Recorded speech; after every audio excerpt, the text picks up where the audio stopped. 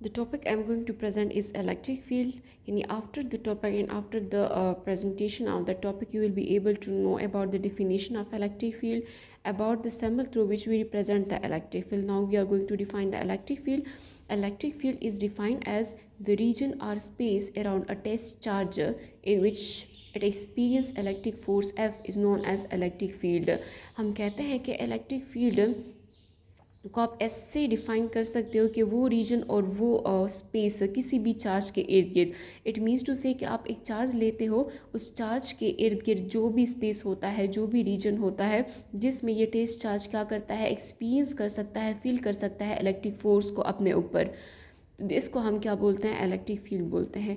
यानी electric field को हम इस तरह मेजर करते हैं इन अ वेरी सिंपल वर्ड कि आपने एक चार्ज ले लिया, इस चार्ज के अराउंड जितना भी स्पेस होगा, जितना भी रीजन होगा, उस रीजन में ये ख़ुद पे क़ुव्वत को यानी फ़ोर्स को महसूस कर सकेगा, एक्सपीरियंस कर सकेगा। तो इसको हम क्या बोलते हैं कि हम कहते हैं कि यहाँ पे अब इलेक्ट्रिक फील्ड मौजूद है, प्रेजेंट है।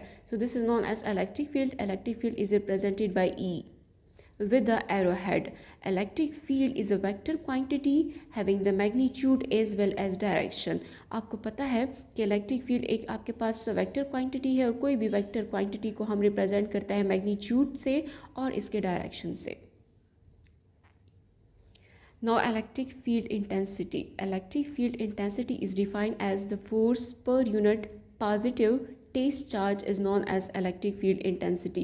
इलेक्ट्रिक फील्ड इंटेंसिटी को हम रिप्रेजेंट करते हैं ई से, और इलेक्ट्रिक फील्ड इंटेंसिटी को हम ऐसे डिफ़ाइन करते हैं कि किसी भी यूनिट चार्ज पे, किसी भी एक सिंगल चार्ज पे जितना भी फोर्स अप्लाई होता है, जितना भी फोर्स एक्सर्ट होता है, उसको हम क्या बोलते हैं, इलेक्ट्रिक फील्ड इंटेंसिटी बोलते हैं। यानी the force which are exert